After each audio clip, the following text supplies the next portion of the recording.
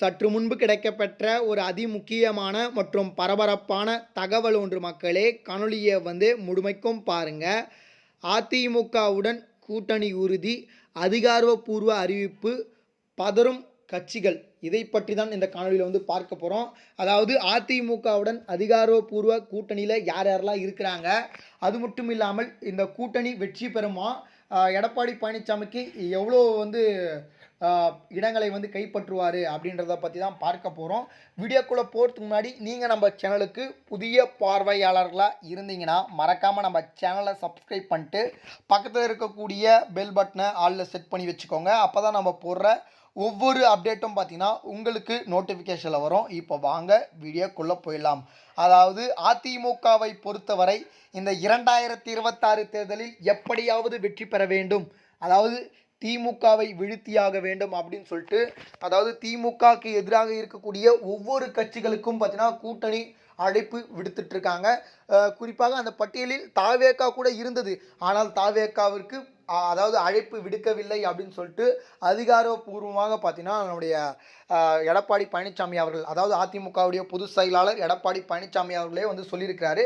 இப்போது இந்த கூட்டணி பட்டியலில் யார் யார் இருக்கிறாங்க, இவங்களை வச்சு எத்தனை தொகுதிகளை நம்ம எடப்பாடி பழனிசாமியால் கைப்பற்ற முடியும் அப்படின்றத பற்றி தான் பார்க்க போகிறோம். முதல் இடத்துல பிஜேபி, அதாவது பிஜேபியை ஆல்ரெடி எப்போத்துலேருந்தோ பார்த்தீங்கன்னா கூட்டணியில் இருக்கிறாங்க.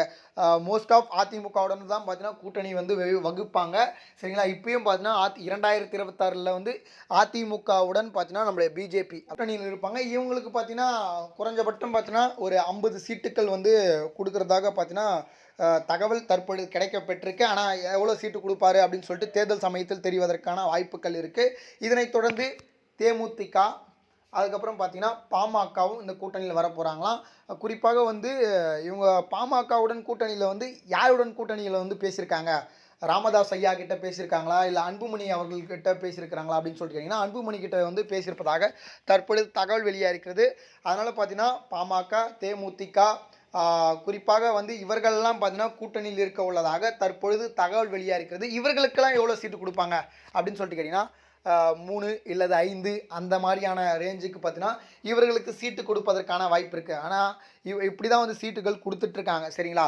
இன்னும் கூடுதல் சீட்டுகள் கேட்டால் அப்போ அதிமுக என்ன பண்ணும் அப்படின்னு சொல்லிட்டு பொறுத்து தான் பார்க்க வேண்டும். ஆனால் தற்பொழுது வரை இந்த 3 கட்சி அதிமுகவுடன் கூட்டணியை அதிகாரப்பூர்வ அறிவிப்பாக அறிவிச்சிருக்காங்க.